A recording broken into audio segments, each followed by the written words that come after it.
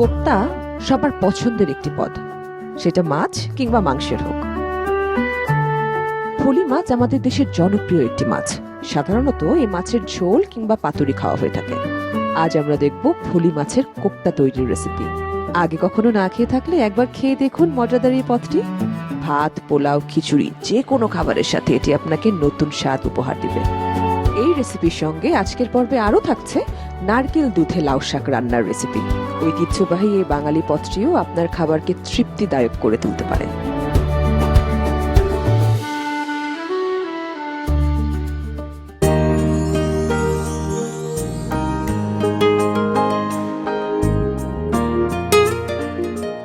প্রত্যেক জাতিরই রয়েছে নিজস্ব রান্না পদ্ধতি এবং খাদ্য সংস্কৃতি, আর বাঙালি রান্নারও রয়েছে ঐতিহ্যবাহী সমৃদ্ধ। আর সেই সব ঐতিহ্যবাহী সমৃদ্ধ খাবারগুলি দর্শকের সামনে তুলে ধরার পেছনের মূল অবদান রয়েছে আমাদের এই বইটির। কি বলেন আহার চাচা? নিঃসন্দেহে একদম খাঁটি কথা বলেছ।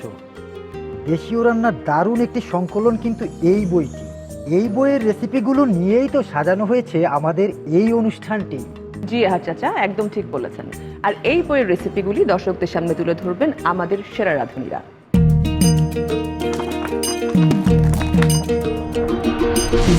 মায়ের হাতের স্বাদ আর দাদির স্নেহের ছোঁয়া, বটের মূলে নদীর কূলে কত স্বাদের মায়া, মশলা ঝাঁঝে ভর্তা ভাতে মাটির ভালোবাসা, পাতায় পাতায় সাজিয়েছি সেই স্বাদের ভাষা। রাঁধুনিরাই আসছে আবার প্রিয় রান্নাঘরে, ঐতিহ্যের স্বাদ এবার নেব নতুন করে। রাঁধুনি বাংলাদেশের ঐতিহ্যবাহী রান্না। দর্শক, আমি তান্ত্রিকা আমিন সবাইকে আমন্ত্রণ জানাচ্ছি মাছরাঙা টেলিভিশনে রাঁধুনি বাংলাদেশের ঐতিহ্যবাহী রান্না অনুষ্ঠানে। আমি আছি পুরোটা সময় আপনাদের সাথে, এবং আমার সাথে আছেন আমাদের সবার প্রিয় আহার চাচা। দর্শক বন্ধুরা, আমি হাজির। জমিয়ে গল্প তো হবেই, রান্নাও হবে, আর খাওয়া তো হবেই। অবশ্যই আমাদের সব হবে। দর্শক, আমাদের সাথে আরো একজন আছেন, তিনি আমাদের রন্ধনশিল্পী, আর আমাদের এবারের রন্ধনশিল্পী সেরা রাঁধুনি 1427-এর প্রথম রানার আপ নাদিয়া নাতাশা।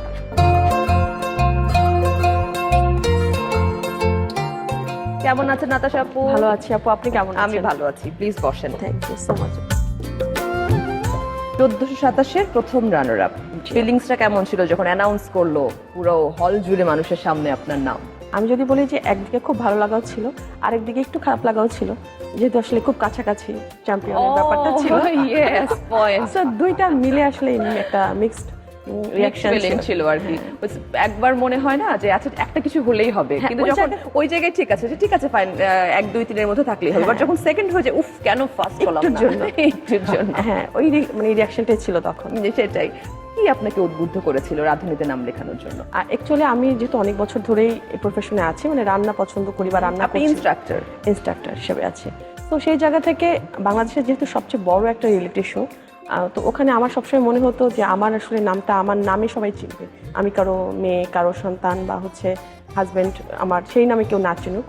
তো ওই জায়গা থেকে মনে হচ্ছে এই একটা শো যেখানে আমি যদি কিছু করতে পারি আমার নামে আমাকে চিনবে মানুষ, আমি যেটা জানি বা পারি সেইটা আসলে সবাইকে দেখানো বা ইন্সপায়ার করা, এই জায়গাটা থেকেই আসা।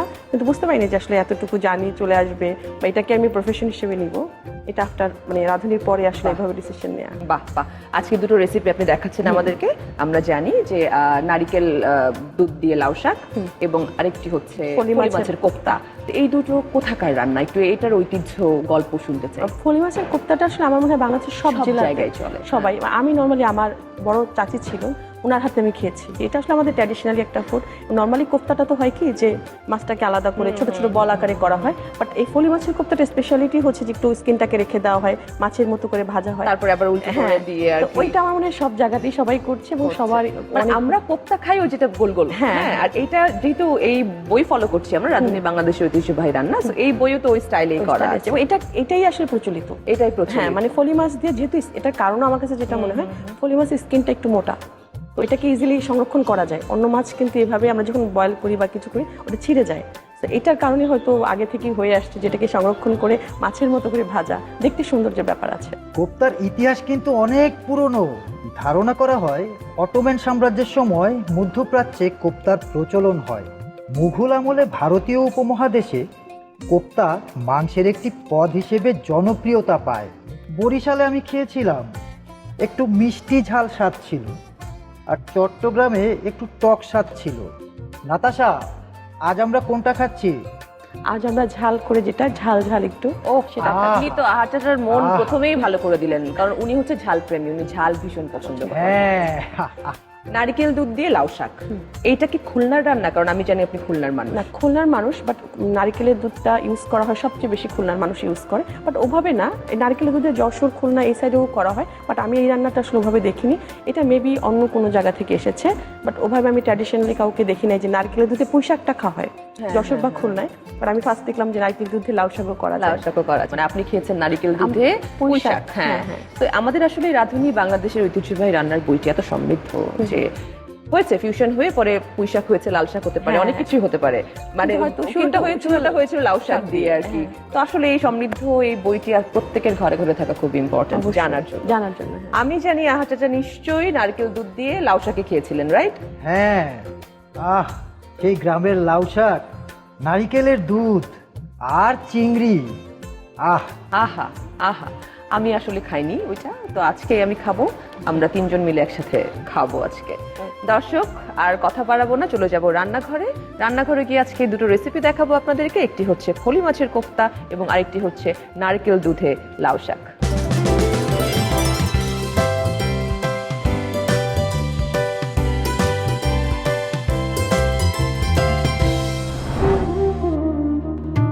এই যে আমাদের রান্নাঘর, এখন আমরা শুরু করবো আমাদের রান্না।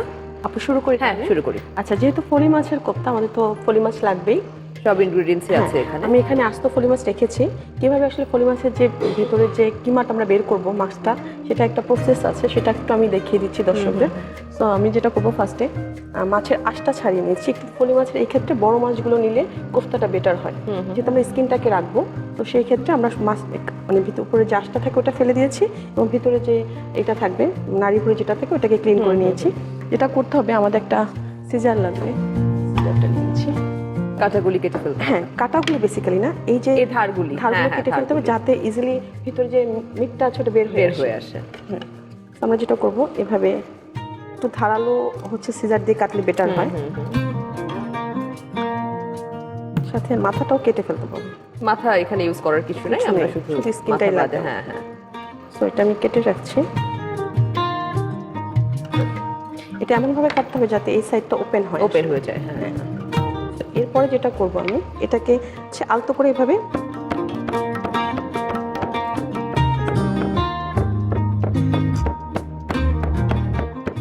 আসলে পুরো মিটটাকে বের করে মিটে ফেলবো। বের হয়ে যাবে। আমি আর দেখাচ্ছি না, আমি অলরেডি করে নিয়ে এসেছি। সো এভাবে এটাকে মিটটাকে বের করে আমরা দুইটা সাইড কেটে নিতে পারি, একটু কেটে নিলেই বের হয়ে যাবে। হ্যাঁ, পুরোটা জাস্ট বের হয়ে আসবে। দর্শক ইতিমধ্যে বুঝে গেছে হ্যাঁ, আমাদের এই যে দর্শক। এভাবে ওপেন করে ফেললে পুরো মাছ খুলে আসবে, মাছটা স্কিনটা চলে ইজিলি আসবে। হ্যাঁ, খুলে যাবে। এরকম পাতলা, যেহেতু বলেছিলাম যে স্কিনটা একটু শক্ত হয়, সেই স্কিনটাকে নিয়ে নিব, ভিতরে মাছটাকে আমরা বের করে নিব। তো আমি জাস্ট এভাবেই করে রেখে দিয়েছি, যে স্কিনগুলো আলাদা আছে। কিমাটা এই যে রেখে দিয়েছি। তো আমার কিমাটা যেহেতু রেডি আছে, আমরা পরবর্তী স্টেপে যাই। তো আমি এখানে তিনটা মাছের কিমা নিয়ে নিয়েছিলাম, তো একটু পেস্ট করে নিয়েছি আপু, যাতে স্মুথ হয় ব্যাপারটা। ব্লেন্ডারে পেস্ট করে সেক্ষেত্রে হবে কি, স্মুথ হবে, এবং যখন আমি ভেতরে স্টাফ করব, বাইন্ডিংটা ভালো হবে। দানা দানা গোটা গোটা থাকবে কিছু না, থাকবে না হ্যাঁ। আর কি। তো আমি বাকি মশলাগুলো অ্যাড করছি। জিরা গুঁড়া আমরা হাফ টিস্পুনের মতো অ্যাড করছি, এবং ধনে গুঁড়া অ্যাড করছি 1 টিস্পুনের মতো। সাথে আমি অ্যাড করব আদা বাটা 1 টিস্পুনের মতো, আর রসুন বাটা দিচ্ছি হাফ টিস্পুন। যেহেতু মাছে তো একটু রসুনটা আমরা একটু কম দিলেই ভালো। কাঁচামরিচ পেস্ট করে নিয়েছি। আর কাঁচামরিচটা আসলে ঝালের উপর ডিপেন্ড করে, কে কেমন স্বাদ পছন্দ মতো, করে। যার স্বাদ হ্যাঁ, যেরকম। তো আমি একটু পছন্দই করি ঝালটা, তো সেক্ষেত্রে আমিও। একটু বেশি দিচ্ছি। আমাদের আহার চাচারও ভীষণ পছন্দ ঝাল, আচ্ছা। তো খুব ভালো তো হয়েছে। চাচার জন্য ভালো চাচার জন্য ভালো হলো। তার মানে আমরা হচ্ছে কাটা মরিচ দিচ্ছি না, আমরা পুরোটাই বাটা মরিচ পেস্ট দিচ্ছি। করে নিচ্ছি। সাথে ধনে পাতা, যেটা আসলে আমাদের একটা বিলেতি ধনে পাতা বলে না, একটু লম্বা করে, ওইটা অ্যাড করছি এখানে। হ্যাঁ, তো ওখানে আমি অ্যাড করছি 1 টিস্পুনের মতো। এটা স্বাদটা বাড়ায়, অ্যারোমাটা ভালো আসে। হ্যাঁ, এটা অ্যারোমাটা কিন্তু নরমালি ধনে পাতার চেয়ে একটু ডিফারেন্ট। এরপরে অ্যাড করছি পেঁয়াজ বাটা 1 টেবিল স্পুনের মতো, 1 টেবিল স্পুন। একটু বেশি পেঁয়াজটা। এবং সব শেষে যেটা সেটা হচ্ছে আমাদের লবণ। লবণ। হ্যাঁ, লবণটা তো স্বাদ মতো আমরা যে যেটুকু দেখা যায় লাগবে অতটুকুই দিচ্ছি। আমাদের সব মশলাটা দেওয়া হয়ে গেছে। সো আমরা এখন যেটা করবো এটাকে মিক্স করবো। এটাকে আমরা প্রপারলি একদম মিক্স করে নেব। মেইনলি কোফতা বা কাবাবের ক্ষেত্রে মিক্সিংটা খুব ইম্পর্টেন্ট। আপনার Proper প্রপার mix মিক্স করতে ভালো হয়। হবে এবং তত ভালো টেস্ট আসে আসলে। So, আমাদের মিক্সিংটা হয়ে গেছে। আমি এখন প্রসেসটায় যাব, বাকি প্রসেসটায়। এখন এটা আমি যে মেইন কোফতা বানানো ওইটা করব।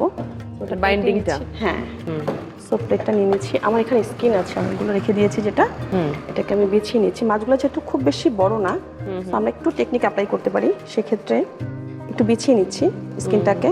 হ্যাঁ So, এটার উপরে আমি আরেকটা স্কিন দিচ্ছি। হ্যাঁ, হ্যাঁ, ডাবল করে না, ডাবল করে, তাহলে হবে কি আমাদের রোলটা বড় হবে। বড় হয়। আমি তাই ভাবছি যে আগেকার যুগের যে আমাদের দাদি নানিরা ছিলেন, তারা যখন খুব ধৈর্য এবং ভালোবাসা দিয়ে না টেকনিক এইটা এটা আমার করতেন। কাছে সবচেয়ে ভালো লাগে। তোমরা কি জানো এই যে আমাদের কোপ্তার যে রান্নার পদ্ধতিটা, এটা কিন্তু আমরা মুঘলদের থেকে অনুপ্রাণিত হলেও মাছের চামড়া থেকে এই কোপ্তাটা করা হয়। এই কৌশলটা কিন্তু আমাদের লোকজ। আচ্ছা আচ্ছা আচ্ছা, লোকযোগ। লোকজ, হ্যাঁ। So, আমরা আমরা তারপর র‍্যাপ করে ফেলবো। ট্যাপ করে ফেলবো। এখন এটাকে আমি just এটা মিক্সটা করেছি। মাছটা যদি আসলে বের করে নেওয়া যায়, স্কিনটা তুলে ফেলা যায়, তাহলে আর রান্নার কোনো বিষয় না, কোনো বিষয় না, just একদম বসানো। সহজ একটা হ্যাঁ। প্রক্রিয়া। এই টেকনিকটা আমি মাঝে মাঝে ভাবি যে এতদিন আগেও এইটা ছিল, তখন তার আসলে আমরা মজার খাবার খাই না, যত মজার খাবার ওই সময় তারা খেয়েছে। এবং তারা আসলে মানে এত কিছু ভেবেছে, এটা আমার কাছে মজা লাগে। এখন আমরা এটাকে র‍্যাপ করব, ফোল্ড করব। বাহ, মানে পুরো একটা মাথা ছাড়া মাছের আকৃতি। আমরা ফ্রাই করবো এটাকে একদম আমরা পুরোটাই ফ্রাই করব, আর সার্ভ করার সময় হয়তো পিস কেটে পিস করে দিব। পিস করে কেটে দিব। হ্যাঁ একটু বড় প্যান নিতে হবে, কারণ মাছের সাইজটা অনুযায়ী আর কি। আমরা এখানে সরিষা তেল দিয়ে করছি, রাঁধুনি সরিষা তেল ব্যবহার সরিষা করছি তেল use আমরা। করবো। So, এখানে একটু ডুবো তেলেই ভাজবো আমরা, অ্যারাউন্ড হ্যাঁ, হচ্ছে হ্যাঁ। 1 কাপের মতো আমরা তেল ব্যবহার করবো। So, আমরা তেলটা দিয়ে দিই, রাঁধুনি সরিষার তেল 1 কাপের মতো আমরা ইউজ করবো।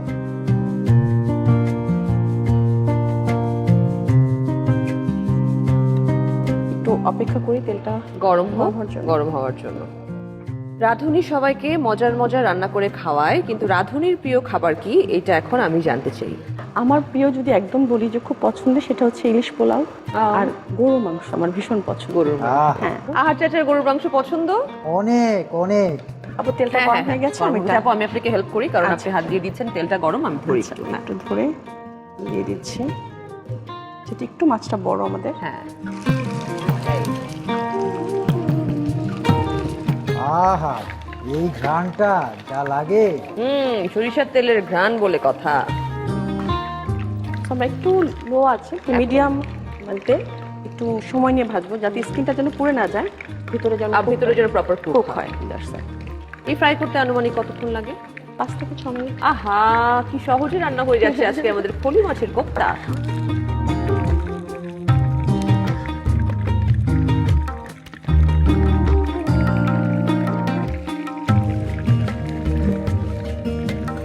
মানে দুই একবার এপিট ওপিট করলেই আসলে, কিন্তু যেহেতু সে একটু মাছ তো, হ্যাঁ, একটু আর যেহেতু একটু বড় সময়টা লাগবে। হ্যাঁ, বড়, আর এই পুরটা একটু মোটা করে দেওয়া হয়েছে। এরা রাঁধুনি বলে কথা। একদম So, আমার মনে হয় মাছটা হয়ে গেছে। হয়ে গেছে, আমরা এখন চুলটা অফ করে দিয়ে আমি এটা অফ করে দিয়ে কি আমরা এখন সার্ভিং এ যাব। আমাদের মাছটা হয়ে গেছে। একটা চপিং বোর্ড নিয়ে আসি, যাতে কেটে আমি এটাকে সার্ভ করতে পারি। সো এটাকে আমি একটু কাটার জন্য নিয়ে আসলাম। একটু ধারালো ছুরি দিয়ে কাটলে মনে হয় ভালো ধারালো হয়, ছুরি না হলে না বের হলে- হয়ে যাবে, হ্যাঁ, বাইন্ডিংটা খুব রিস্ক খুলে থাকবে যাবে আমাদের। বাহ। আর চাচা, পাচ্ছেন কিছু শুনতে? হ্যাঁ, শুধু দেখছি আর দেখছি, ভাবছি কখন পেটে যাবে। হ্যাঁ, অনেকে কিন্তু এটা গ্রেভির মধ্যেও দিয়ে দেয় না, এটা হচ্ছে তখন আপু কোফতা কারি হয়ে যাবে। কোফতা কারি। হ্যাঁ, so আমাদের এটা কাটা হয়ে গেছে আপু। এখন আমরা প্লেটিং করব। প্লেটিং এ যাব। সো আমি একটা প্লেট প্লেটিং এ যাওয়ার আগে আমি একটু বইটা মিলিয়ে নেই যে আপনার এই ফলি মাছের কোপ্তা আর আমাদের রাঁধুনি বাংলাদেশের ঐতিহ্যবাহী রান্নার ফলি মাছের কোপ্তা চেহারা কেমন, একই কিনা।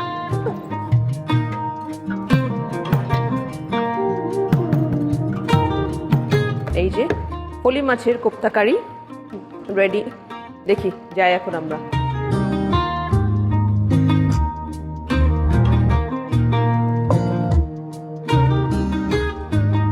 গার্নিশিং এর জন্য একটু আমরা লেবু, আসলে গাজর। মাছ যখন আমরা বলি কোনো মাছের সাথে আসলে লেবুটা ম্যান্ডেটরি, কারণ আচ্ছা। মাছের যখন আমরা সার্ভিংও দিই বা হচ্ছে কোনো মেরিনেশনও করি, লেবুটা হচ্ছে মাছের যে একটা আটশে গন্ধ থাকে এটাকে রিডিউস করে। তো আমরা সার্ভিং এ অলওয়েজ হচ্ছে লেবু রাখবই। হ্যাঁ, তো আপু তৈরি হয়ে গেল ফলি মাছের কোফতা। থ্যাংক ইউ নাতাশা আপু, থ্যাংক ইউ সো মাচ। আমারই তো আর সহ্য হচ্ছে না, আমি এখন আহার চাচার মতো অধৈর্য একজন মানুষ হয়ে গেছি। এই যে আমার বইয়ের ফলি মাছের কোফতা আর নাতাশা আপুর হাতের ফলি মাছের কোফতা। দর্শক, তৈরি হয়ে গেছে ফলি মাছের কোফতা। আমরা কিভাবে তৈরি করলাম আরো একবার দেখে নেব প্রস্তুত প্রণালী।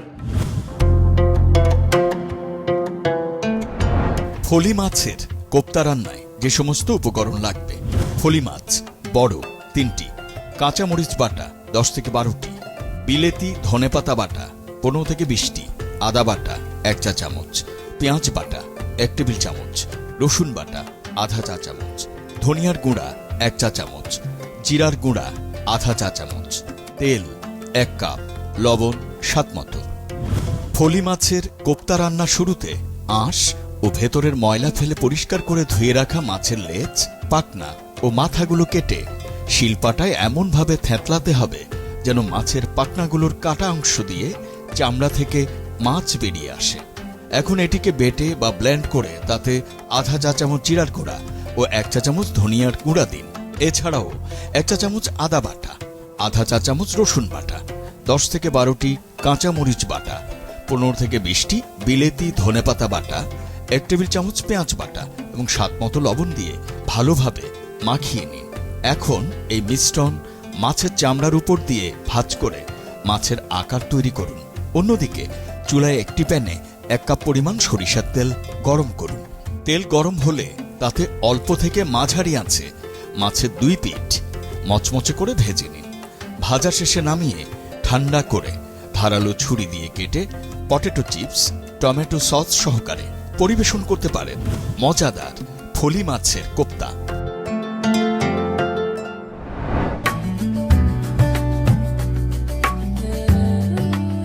এখন যেটা করবো দর্শক, আমরা দেখাবো আমাদের দ্বিতীয় রেসিপি, নারকেল দুধের লাউ শাক। রেডি?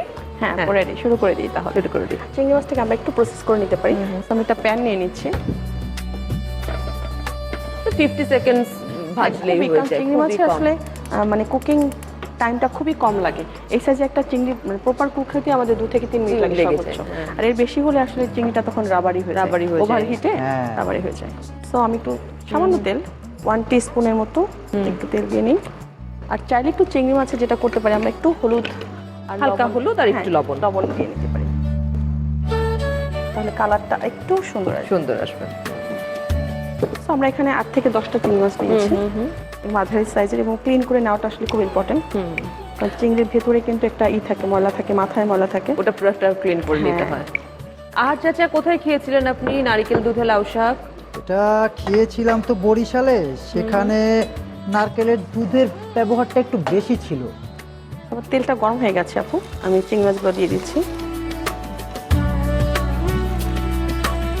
এটা কিন্তু একদম আমাদের গ্রাম বাংলার রেসিপি।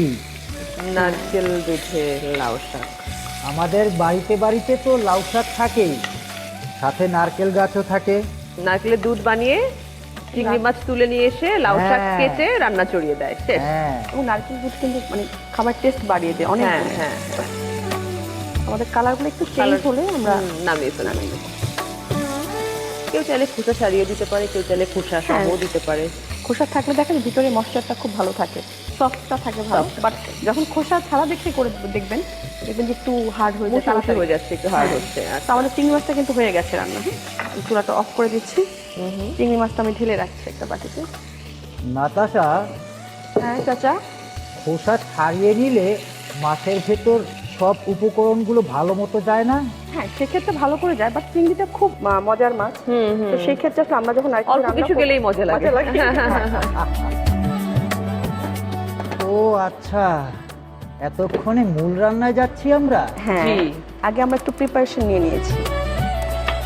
তেলটা আমরা দিয়ে দিই। আমরা এখানে সয়াবিন তেল বা সরষের তেল যে কোনো একটা ইউজ করতে পারি, যার যা আমি খুশি। এখানে রাঁধুনি সানফ্লাওয়ার অয়েলটাই মানে প্রিফার করছি। একটু পরিমাণে বেশি দিচ্ছি, অ্যারাউন্ড 2 থেকে 3 টেবিল স্পুন দিলেই হয়ে যাবে। ওটাও তো ডিপেন্ড করছে পরিমাণের উপরে, হ্যাঁ। কতটুকু পরিমাণে আমরা রান্না কি করছি। 2 টেবিল স্পুনের মতো হচ্ছে রসুন কুচি দিয়ে দিচ্ছি। 2 টেবিল স্পুন। হ্যাঁ, একটু রসুনটা বেশি দিচ্ছি। আর শাকে রসুনটা ভালো লাগে। হ্যাঁ হ্যাঁ, এখানে আমি পেঁয়াজ কুচি দিচ্ছি 1/2 কাপের মতো। আমার মনে হয় এখানে চাইলে কেউ পেঁয়াজ বাটাটাও ইউজ করতে পারে, যদি কেউ চায়। ঠিক হবে আর কি। হ্যাঁ। তেল গরম হয়ে গেছে, আমরা একটু ব্রাউন করে ভেজে নেব, একটু যাতে ব্রাউন। আচ্ছা, ব্রাউন বলতে কি রসুনটা যাতে একটু ফ্লেভারফুল হয় এবং যখন- একটু ব্রাউনটা হয়ে যায় সেই হ্যাঁ, জন্য। বাদামি করে ভাজলেই তো ডিপ ফ্লেভারটা তৈরি হয়। হ্যাঁ একদম ঠিক বলেছেন আপনি আহার চাচা।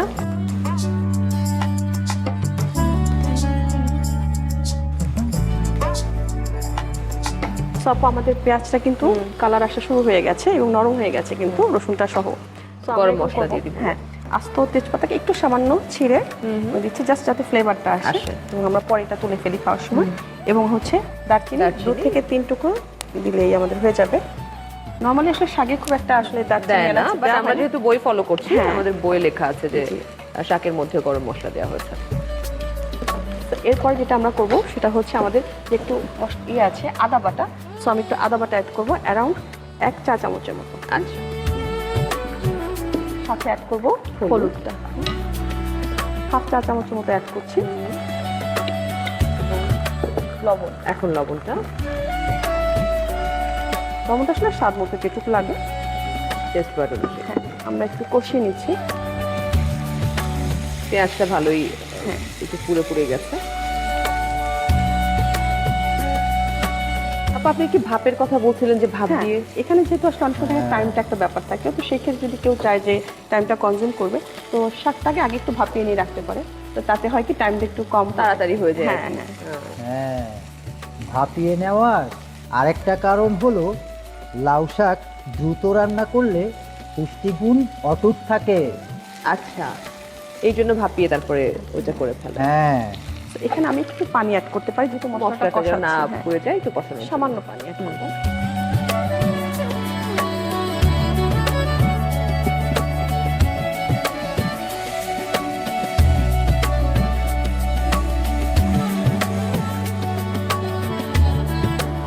শাকটা অ্যাড করে দিচ্ছি, শাকটা ক্লিন করা ভালো করে। হ্যাঁ, ভালো মতো ধুয়ে। হ্যাঁ, কারণ যেহেতু শাক তো শাকে কিন্তু বালি বালি থাকে। বালি থাকে। হ্যাঁ। আস্তে একটু কমিয়ে দিতে পারি আমরা। চুলার আঁচটা। একটু পরে তো শাকের পানি ছেড়ে দিবে, তো পানি দেওয়ার তো এবং শাকের পরিমাণও কমে যাবে। এক হাঁড়ি শাক একটু পরে তলায় এইটুকু পড়ে থাকবে। আঁচটা কমিয়ে একটু ঢেকে দেই, জাস্ট শাকটা বলে না মজে যাওয়া বা নরম হয়ে যাওয়া ওইটুকু পর্যন্ত। হ্যাঁ।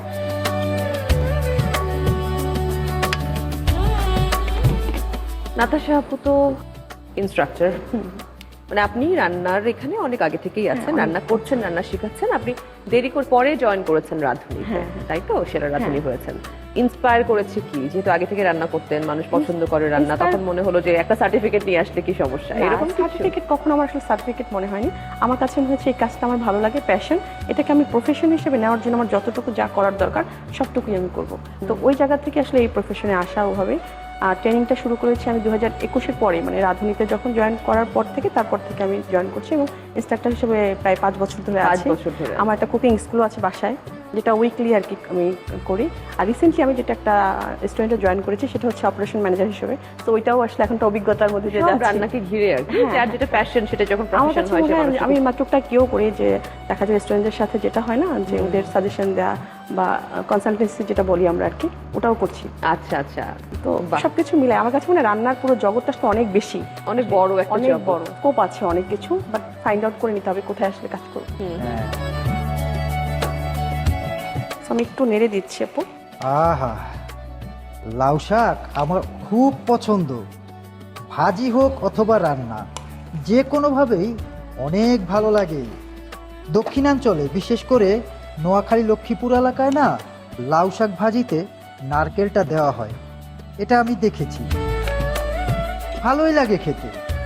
ওই দিকের মানুষজন নারকেলটা একটু বেশি ইউজ করে। হ্যাঁ, কারণ খুলনা, বরিশাল। ওদের ওখানে প্রচুর নারকেল উৎপাদন হয় তো, যার ফলে সেখানকার মানুষ নারকেলটা বেশি খায়, তরকারিতে নারকেলের ব্যবহারও করে, আর পিঠাপুলি তো তৈরি করা আছেই। তারপর আমরা এখন একটু কমে গেছে শাকটা, দেখি যদি। তো এখন আমি যেটা করবো, একটু হিটটা বাড়িয়ে দিই। হ্যাঁ হিটটা বাড়িয়ে দেবো, এবং আমি যে নারকেলের দুধটা রেখেছি এখানে, যে আমাদের মূল ইনগ্রেডিয়েন্টস হ্যাঁ, দর্শক, নারকেলের দুধ। হ্যাঁ এখানে আমার 4 কাপের মতো আছে আরো। হ্যাঁ। তো এটা আমি পুরোটাই দিয়ে দিই। হ্যাঁ, এখন এইটা দিয়েই শাকটা সিদ্ধ শাকটা হয়ে সেদ্ধ যাবে।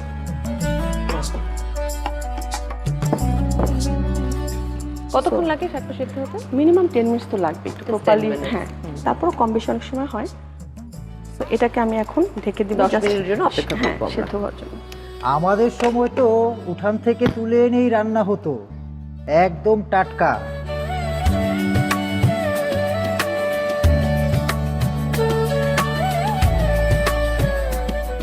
মিনিট হয়ে গেছে। হ্যাঁ আপু দেখি কি অবস্থা। আমাদের পানিতে কিন্তু প্রায় কমে এসেছে। এখন যেটা আমি করব, আমি কিন্তু কাঁচামরিচটা দেইনি, ফ্লেভারটার জন্য পরে হ্যাঁ। দেওয়া হচ্ছে। তো আমি 10 থেকে 12টা কাঁচামরিচ একটু ফালি করে নিয়েছি, মুখটা কেটে নিয়েছি। তারপরে ঝালটা থাকবে। ঝালটাও থাকবে, বিরাম একদম যেন ম্যাশ না হয়ে যায় আর কি। আমি এখনই নাতাশাকে জিজ্ঞেস করতে যাচ্ছিলাম, এই রান্নায় কি কাঁচামরিচ নেই? কাঁচামরিচ পরে দেওয়া হচ্ছে যে ফ্লেভারের জন্য আর কি।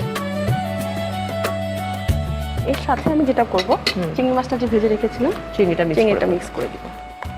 আমি এখানে একটু 4-5টা চিংড়ি রেখে দিচ্ছি, যাতে উপরে ডেকোরেশনের সময় ইউজ করা Use যায়। করা যায়। বাকিটা আমি দিয়ে দিচ্ছি, দিয়ে আমি আবার একটু ঢেকে দিব, যাতে কাঁচামরিচ কাঁচামরিচ থেকে আমরা কতক্ষণ রাখবো? 2 থেকে 3 মিনিট। 2 থেকে 3 মিনিট।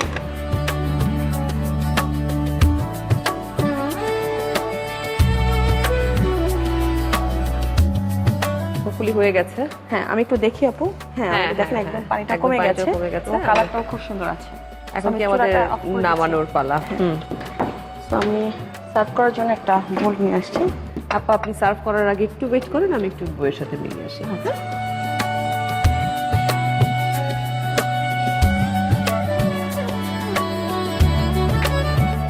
এই যে আমার নারিকেল দুধে লাউ শাক।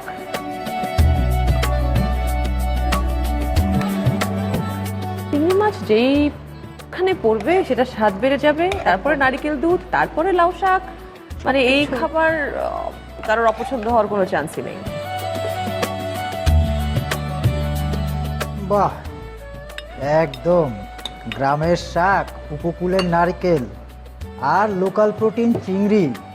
একেবারে সব মিলে মিশে একাকার। সো আপু তৈরি হয়ে গেল নারকেলের দুধে লাউ শাক। থ্যাংক ইউ নাতাশা আপু। আমি একবার দেখি এই নারিকেল দুধে লাউ শাক আর এই নারিকেল দুধে লাউ শাকের মধ্যে কতটা মিল রয়েছে। হ্যাঁ, পুরোপুরি মিল রয়েছে, পুরোপুরি। একদম।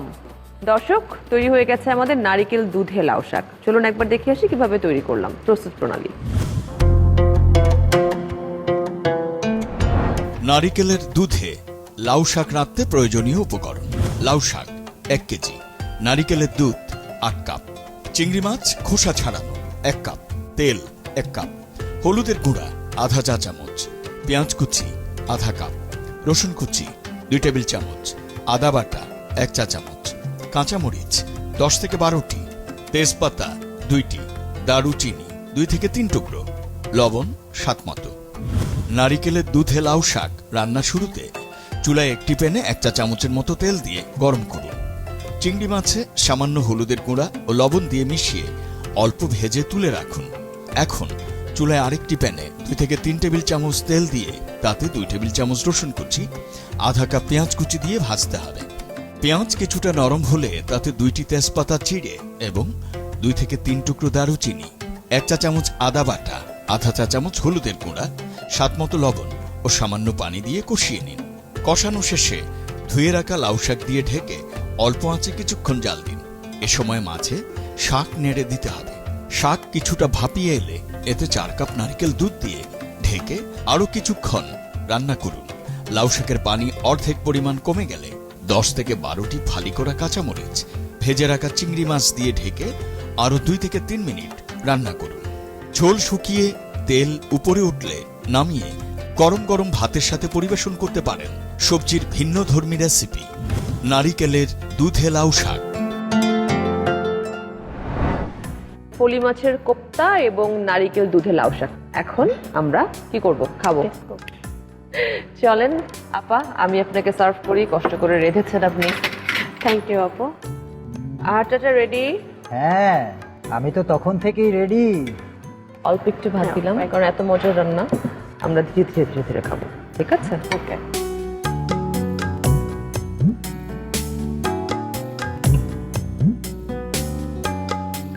চাচা শুরু করলাম। হ্যাঁ, লাউ শাকের রংটা কিন্তু একদম একদম। সবুজ সবুজ ইনট্যাক্ট আছে, ওর মধ্যে চিংড়ি মাছগুলো লাল হয়ে আছে, দেখতেই হ্যাঁ। মজা লাগছে।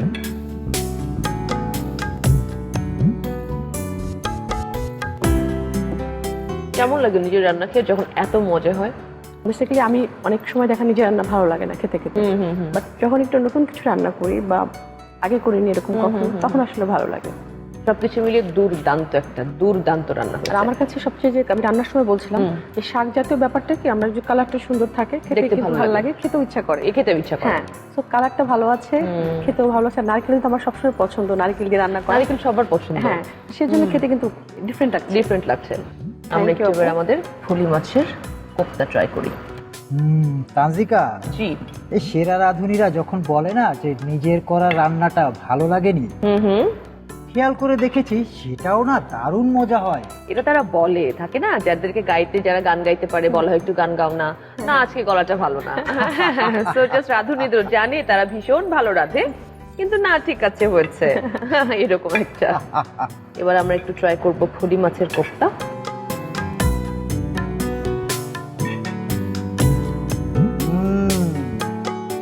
এইটা খুব মজা, হ্যাঁ, এটা খুবই মজা হয়েছে, মানে হ্যাঁ। প্রপার হয়েছে, লবণ এবং ঝাল প্রপার সিজন, খুব মজা, খুব মজা। কোপ্তাটা যা হয়েছে না, একদম মনে হচ্ছে সবটাই খেয়ে ফেলি। না আমি তো সব, আচ্ছা ঠিক আছে আপনার জন্য রাখবো আমি। আমার কাছে যেটা একটা জিনিস মনে হয়েছে আপু, আমরা যেটা নর্মালি করি যে সয়াবিন তেলে রান্না করি, বাট আমরা রাঁধুনি সরিষা তেলে রান্না করেছি, ওইটার ফ্লেভারটাও কিন্তু আছে। হ্যাঁ, So, ওইটা সরিষার তেলটা মিলেমিশে একাকার হয়ে নর্মালি গেছে। কিন্তু আমরা সরিষা তেলে কোপ্তাটা করি না, বাট এটাই আমরা সরিষা তেলে করেছি এবং অ্যাকচুয়ালি ওইটার ফ্লেভারটা আমার কাছে বেশি ভালো লাগছে। তারপরে পর থেকে দর্শক সরিষার তেলেই যে কোনো কোপ্তা হ্যাঁ, হ্যাঁ। করার চেষ্টা হ্যাঁ। করা করা যেতে পারে। পারে হ্যাঁ, আর কি। ফ্লেভারটা অনেক ভালো আসছে। দর্শক, আমরা আমাদের খাওয়ার পর্ব শেষ করব, তারপরে আপনাদের কাছে ফিরবো ঝটপট প্রশ্নের চটপট উত্তর নিয়ে। দর্শক, এখন আমার হাতে ঝটপট প্রশ্নের চটপট উত্তর। রেডি? দুজন Ready. খেলবে আমার সাথে, নাতাশা আপু এবং আমাদের আহার চাচা। নাতাশা আপু, আমি আপনাকে বলে দেই, মোট 9টা প্রশ্ন করা হবে। 6টা প্রশ্ন সাধারণ জ্ঞান রান্না বিষয়ক প্রশ্ন থাকবে, যেগুলি নিয়ে আপনারা দুজন মানে জিততে যাবেনই আর কি, অনেক জ্ঞান আছে আপনাদের দুজনের এই বিষয়ে। আর বাকি 3টে প্রশ্ন করব আমি রাঁধুনি বাংলাদেশের ঐতিহ্যবাহী রান্নার বইকে ঘিরে, ঠিক আছে? আর যদি জিতে যান তাহলে পেয়ে যাবেন একটা গিফট হ্যাম্পার রাঁধুনির পক্ষ থেকে। ওকে, প্রথম প্রশ্ন, কোন খনিজ উপাদান থাইরয়েড গ্রন্থির জন্য জরুরি? আয়োডিন, এটা আমি জানি। এটা মোটামুটি অনেকেই সবাই জানে, জানে এটা। তো যার কারণে এটা চাই। এরপরে পরের প্রশ্ন হচ্ছে, চট্টগ্রামের মেজবানি কোন মাংস দিয়ে হয়? গরুর মাংস। গরুর মাংস। ফার্স্টেস্ট আনসার দিয়েছে হচ্ছে আমাদের নাতাশা আপু, তাহলে কি পয়েন্টসটা আমি তাকে দিয়ে দিব? হ্যাঁ, সো পয়েন্টস আপনি পাচ্ছেন। ওকে, থ্যাংক ইউ। পরের প্রশ্নে যাচ্ছি, অ্যান্টিঅক্সিডেন্ট কি কাজ করে? শরীরের যে র্যাডিক্যাল গুলো আছে এটাকে দূর করে। শরীরের ক্ষতিকর ফ্রি রেডিক্যাল গুলো দূর করে। সঠিক উত্তর, কিন্তু একটু দেরি হয়ে গেছে উত্তরটা দিতে, পয়েন্টস পেয়ে গেছেন নাতাশা আপু। পরের প্রশ্ন, শ্রীলঙ্কার বিখ্যাত 2টি খাবারের নাম বলতে হবে। খপার্স এবং কটুরুটি। আপা, হ্যাঁ, কটুরুটি। এটাও আপনি সঠিক দিয়েছেন, কিন্তু নাতাশা আপু পয়েন্টস পেয়ে গেছে কারণ আপনি দেরি করে দিয়েছেন। আচ্ছা আচ্ছা, খাওয়া দাওয়া তো হয়েছে, এখন দেখলে এনার্জি লাগবে। কোথায় এনার্জি খাওয়ার পরেও? এখনো তো খাবারের মধ্যেই ঘুরছি। বেশি খেয়ে টায়ার্ড হয়ে গেছে। আচ্ছা, হ্যাঁ, এটা আমার জন্য লাভ হয়েছে। আপনি জিতে যাচ্ছেন। হ্যামবার্গারের উৎপত্তি কোথায়? জার্মানির হ্যামবার্গ শহরে। হামবুর্গ শহরে। হ্যাঁ, আবারও আপনি জিতে গেছেন। বিশ্বের সবচেয়ে ঝালমরিচ কোনটা? ক্যারোলিনা রিপার, এটা আমি জানি। কারণ উনার পছন্দ ঝাল হ্যাঁ। বিষয়ক সকল নলেজ আমাদের আহার চাচার আছে। Very এই পয়েন্টসটা আমি আহার চাচাকে দিচ্ছি। হ্যাঁ হ্যাঁ, অবশ্যই। ঠিক আছে, এই 6টা প্রশ্ন শেষ সাধারণ জ্ঞান সম্পর্কে। এখন যাবো পরের 3টা প্রশ্নে, যেটা হচ্ছে বই রিলেটেড। রেডি আহার চাচা? হ্যাঁ, রাঁধুনি বাংলাদেশের ঐতিহ্যবাহী রান্না বইটিতে লেবু পাতার ডাল রেসিপিতে কোন ডাল ব্যবহার করা হয়েছে? মসুর ডাল। মসুরের ডাল। হ্যাঁ, মসুরের ডাল। পয়েন্টস পেয়ে যাচ্ছে নাতাশা আপু। তারপরের প্রশ্ন, রাঁধুনি বাংলাদেশের ঐতিহ্যবাহী রান্না বইটিতে ভর্তার কতগুলো রেসিপি আছে? 8টা? আটটা হ্যাঁ। আটটা, একদম আটটাই একদম সঠিক উত্তর। কিন্তু সঠিক উত্তরটা দিয়েছেন হচ্ছে দুজনেই, বাট আগে দিয়েছেন আমাদের নাতাশা আপু। যাচ্ছি শেষ প্রশ্নে। রাঁধুনি বাংলাদেশের ঐতিহ্যবাহী রান্না বইটিতে বাগান চচ্চড়ি রেসিপিটিতে কোন কপি ব্যবহার করা হয়েছে? ফুলকপি এবং বাঁধাকপি দুটোই। হ্যাঁ, দুটো কপি ব্যবহার করা হয়েছে। আপনার সাথে আর কথা নাই। হ্যাঁ, আমি জানি আপনি সবই জানেন, কিন্তু আপনি ইচ্ছা করে স্লো করে আনসার দিচ্ছেন যেন আমাদের রাঁধুনি, সেরা রাঁধুনি হ্যাঁ। আজকের গিফট হ্যাম্পারটা পেয়ে যায়। তো কনগ্রাচুলেশনস Thank সেরা you, আপু। রাঁধুনি, আপনি পেয়ে গেছেন রাঁধুনির পক্ষ থেকে এই গিফট হ্যাম্পারটি। Thank you so much. Natasha আপু, থ্যাংক ইউ সো মাচ। প্রোগ্রামে এসেছেন, দুটো মজাদার রেসিপি দর্শকের সাথে শেয়ার করেছেন। আশা করছি আমরা আপনাকে আবার পাবো। ইনশাআল্লাহ আপু, ধন্যবাদ আপনাকেও আমাকে ডাকার জন্য। Thank you. আর চাচা, ধন্যবাদ নাতাশা। কোপ্তাটার স্বাদটা কিন্তু একদম সকাল পর্যন্ত লেগে থাকবে। দেশে এবং বিদেশে যত জনপ্রিয় এবং ঐতিহ্যবাহী মশলা আছে, সেই সব মশলার তথ্য এবং ইতিহাস জানতে দেখতে হবে আপনাদেরকে আমাদের এই সেগমেন্ট। এই সেগমেন্টের নাম স্পাইস ট্রিভিয়া, আর আমাদের আজকের স্পাইস মৌরি।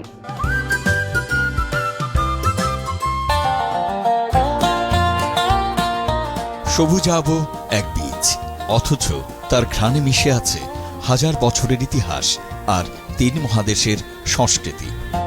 মৌরির আদিনিবাস বলা চলে ভূমধ্য সাগরীয় অঞ্চল। সেখান থেকেই গ্রিক আর রোমানরা একে চিনেছিল ওষুধ আর খাবার 2 রূপেই। সে সময় সৈন্যরা যুদ্ধে যাওয়ার আগে মৌরির চা পান করতেন, বিশ্বাস ছিল এতে সাহস বাড়ে। পরে ফ্রান্স সম্রাট শার্লেমেন স্বয়ং আদেশ দেন তার রাজ্যের প্রতিটি কৃষিক্ষেত্রে মৌরি চাষ করতে হবে। সেখান থেকেই গোটা ইউরোপে এটি ছড়িয়ে পড়ে। বাণিজ্যের পথ ধরে মৌরি পৌঁছে যায় এশিয়াতেও।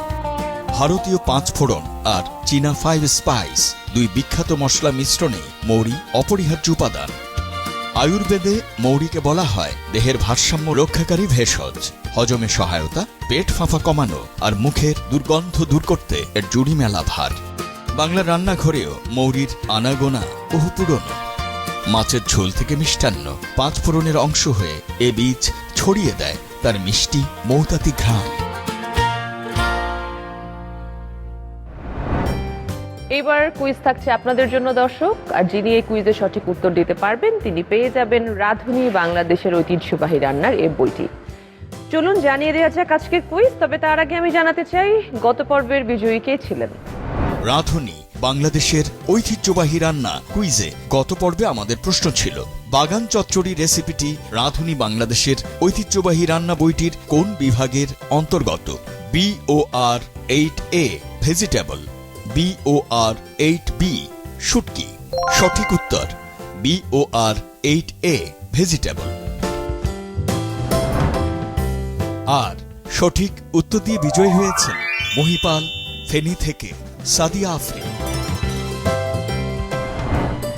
অভিনন্দন আপনাকে। দর্শক, এবার জানিয়ে দিচ্ছি আমাদের এই পর্বের কুইজ। রাঁধুনি বাংলাদেশের ঐতিহ্যবাহী রান্না কুইজে আমাদের আজকের প্রশ্ন, নারিকেলের দুধে লাউ শাক রান্নায় কোন মাছ ব্যবহার করা হয়েছে? BOR 9A ইলিশ মাছ, BOR 9B চিংড়ি মাছ। উত্তর পাঠাতে আপনার মোবাইলের মেসেজ অপশনে গিয়ে টাইপ করুন MQ স্পেস BOR 9A অথবা BOR 9B আর পাঠিয়ে দিন 16239 এই নম্বরে। উত্তর পাঠানোর শেষ সময় আগামী বুধবার সন্ধ্যা 6টার মধ্যে। দর্শক, আজকের মতো বিদায় নিচ্ছি রাঁধুনি বাংলাদেশের ঐতিহ্যবাহী রান্না থেকে। আপনারা সবাই ভালো থাকবেন, সুস্থ থাকবেন। দেখা হচ্ছে আগামী পর্বে।